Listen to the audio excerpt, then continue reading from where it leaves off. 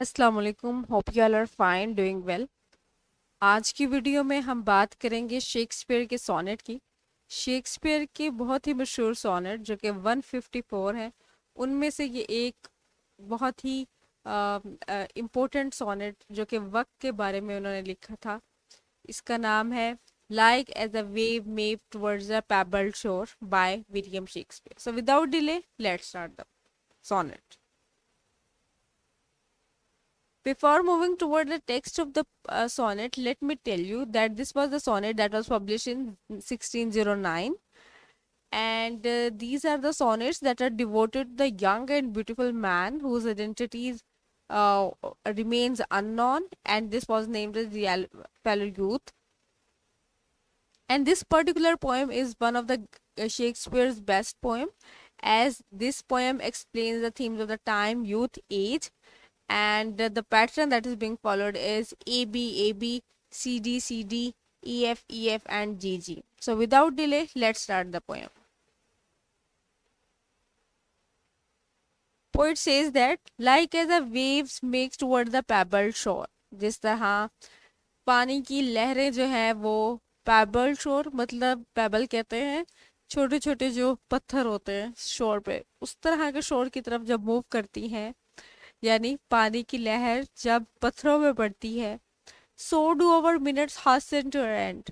इसी तरह जिस तरह एक लहर जल्दी से मूव करती है शोर की तरफ, उसी तरह हमारी ज़िंदगी के मिनट्स भी अपने एंड की तरफ मूव करते हैं। हासन हियर मीन्स एंड, जल्दी, यानी कि to move fast.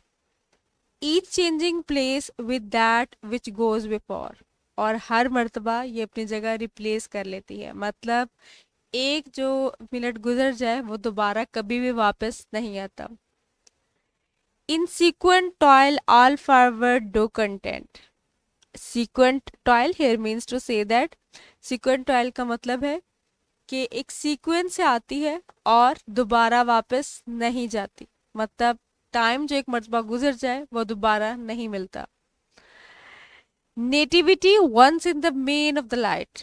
Nativity here means to say that, native here means to say that कि कोई भी चीज़ या कोई भी इंसान या कोई भी जानदार जब वो न्यूली इस दुनिया में आता है, या इस दुनिया में मौजूद जो लाइट है, इस दुनिया की जो आंखों को चिकना बिल्कुल चंदिया देने वाली जो रोशनी है, जब इसमें आता है तो वो क्या महसूस करता है? Crawls to the maturity wherewith the being crowned.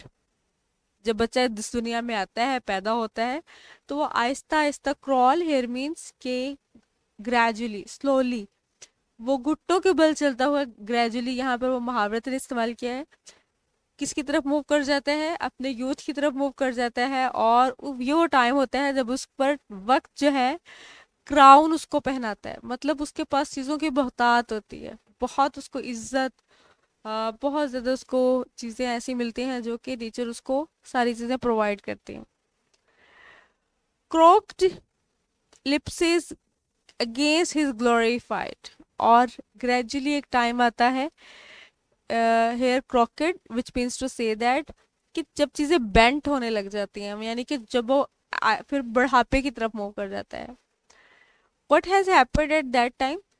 Time that gave doth now his gift confound. Here confound means perplexed या ruined. So what the poet is saying that कि एक वो वक्त था जब वो, when he was youth, when he was young, he has abundance of so many things. He was full of strength, he was full of power, but now at the very old age he has lost all his power, मतलब सारे जो gift जो nature ने उसे दिए होते हैं वो सारे नेचर उससे ले लेती है, और उसके पास क्या रह जाता है? गिफ्ट कन्फाउंड है मीन्स कि गिफ्ट जो हैं जो नेचर ने उसे दिए होते हैं वो सारे के सारे खत्म हो जाते हैं और वो ले लिए जाते हैं।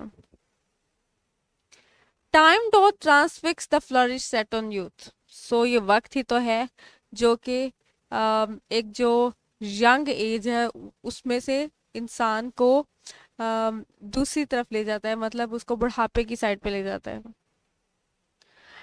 And delves the parallel in the beauty brow. ये वक्त ही तो है जो कि इंसान का एक यंग एज में जो एक स्मूथ फेशियल एक एक्सप्रेशंस होते हैं उसको चेंज करके वहां पे पैरेलल्स विच मीन्स रिंकल्स बना देता है। Feeds on the rarities of the nature, basically ये वक्त ही है जो कि नेचर में पाए जाने वाले खूबसूरत चीज़ों को या नेचर की हर चीज़ को तहबाला कर देता है, यानी कि उसे मुकम्मल तौर पर तबाह कर देता है।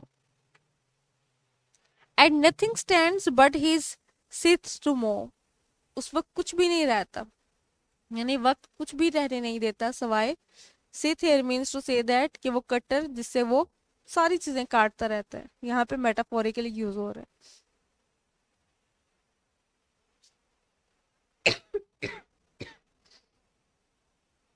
And yet to time in the hope my verse shall stand, Shakespeare कह रहे हैं कि मुझे उम्मीद है कि मेरी वर्स जो है, मेरे अशार जो हैं वो, उनकी इतनी पावर है कि वो कुछ अरसा जो है वो लॉन्ग लास्टिंग हो, मतलब उनकी जो परमानेंसी जो है, मतलब they may be permanent, they may make a good impression on the people, on the people's heart paper mind.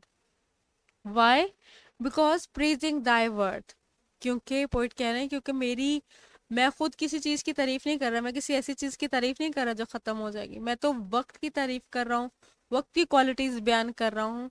तो मुझे लगता है डिस्पाइट हिज क्रूल हैंड, क्योंकि मुझे इसके बावजूद कि मुझे पता है कि इसका ये बहुत जालिम है, बहुत जल्दी से गुजर जाने वाली है, और ये सारे गिफ्ट्स जो जो एक टाइम ये इंसान को देती है वो सारे ग्रेजुअली वन बाय वन ले लेता है टाइम। लेकिन इसके बावजूद भी मैं, मुझे लगता है कि मेरी जो सोनेट है इसमें कुछ इसमें कुछ वैल्यू होगी, इसको कुछ लोग पढ़ेंगे। क्यों? क्योंकि ये वक्त के बारे में लिखी गई, वक्त की इम्पोर्टेंस को, उसकी ताकत को बताने के लिए ये इस्तेमाल है। So this is the universal poem that basically highlights the idea that time changes each and everything has an end. So I hope you learn the poem. Thanks for watching.